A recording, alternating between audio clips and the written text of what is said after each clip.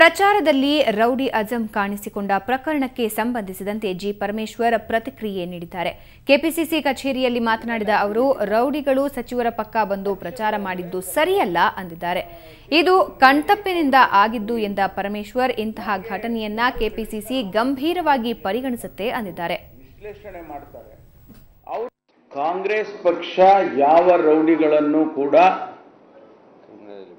ಯಾವ criminal background ಇರ್ತಕ್ಕಂಥವ್ರನ್ನು ಕೂಡ ನಾವು ರಕ್ಷಣೆ ಮಾಡೋದಿಲ್ಲ, ಸಹಕಾರ ಕೊಡೋದಿಲ್ಲ, ಪ್ರೋತ್ಸಾಹಿಸೋದಿಲ್ಲ. ಗೊತ್ತಾದ ತಕ್ಷಣ ಅವರಿಗೆ ಹೇಳಿದ್ದಾರೆ, ಅವ್ರನ್ನ ಹೊರಗಡೆ ಕಳಿಸಿದ್ದಾರೆ. ಒಂದು. ಎರಡನೇದು, law will take its own action.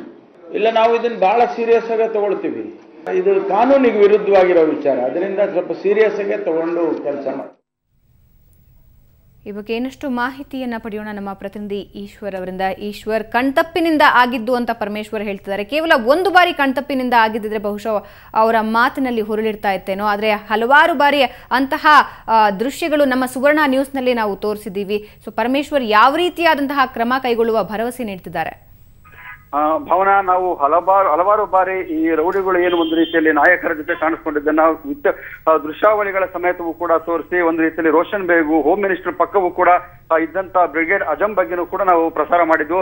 So ಅದ್ರ ಬಗ್ಗೆ ಇವತ್ತು ನೇರವಾಗಿ ಪರಮೇಶ್ವರ್ ಅವರನ್ನ ಕೇಳಿದ್ರೆ, ಈ ರೀತಿಯಾಗಿ ಮಂತ್ರಿಗಳು, ಕಾಂಗ್ರೆಸ್ ಸರ್ಕಾರದ ಒಂದು ಪ್ರಮುಖ ನಾಯಕರು, ಮಂತ್ರಿಗಳೆಲ್ಲರೂ ಕೂಡ ಈ ರೀತಿ ರೌಡಿಯನ್ನ ಪಕ್ಕದಲ್ಲಿ ಇಟ್ಕೊಂಡು ಪ್ರಚಾರಕ್ಕೆ ಬಂದ್ರೆ ಏನನ್ನ ತೋರಿಸುತ್ತೆ ಅನ್ನೋದನ್ನ ಕೇಳಿದಕ್ಕೆ ಪರಮೇಶ್ವರ್ ಅವರು ಕೂಡ ಇದನ್ನ ಗಂಭೀರವಾಗಿ ಪರಿಗಣಿಸ್ತೇವೆ. ಎಲ್ಲೋ ಒಂದು ರೀತಿಯಲ್ಲಿ ಗೊಂದಲದಲ್ಲಿ ಇದು ಆಗಿದೆ. ದೊಡ್ಡ ಮಟ್ಟದ ಜನರ ಒಂದು ಜನದಟ್ಟಣೆಯಲ್ಲಿ ಅವನು ಕಾಣಿಸ್ಕೊಂಡಿದ್ದಾನೆ ಅನ್ನೋ ಒಂದು ಹಾರಿಕೆ ಉತ್ತರವನ್ನು ಕೊಡೋದಕ್ಕೆ ಪ್ರಯತ್ನ ಪಟ್ಟರು. ಆ ಸಂದರ್ಭದಲ್ಲಿ ನಾವು ಕೂಡ ನೇರವಾಗಿ ಹೇಳಿದ್ವು, ಬ್ರಿಗೇಡ್ ಅಜಂ ಸ್ವತಃ ಒಪ್ಕೊಂಡಿದ್ದಾನೆ, ರೋಷನ್ ಬೇಗ್ ಅವರೇ ನನ್ನನ್ನು ಪ್ರಚಾರಕ್ಕೆ ಹೇಳಿದ್ದು ಅಂತ ಸ್ವತಃ ಬ್ರಿಗೇಡ್ ಅಜಂ ಕೂಡ ಹೇಳಿದ್ದಾನೆ ಅಂದಿದ್ದಕ್ಕೆ ಅದಕ್ಕೂ ಕೂಡ ಸರಿಯಾದ ಸ್ಪಷ್ಟವಾದ ಉತ್ತರವನ್ನ ಪರಮೇಶ್ವರ್ ಅವರು ಕೊಡ್ಲಿಲ್ಲ.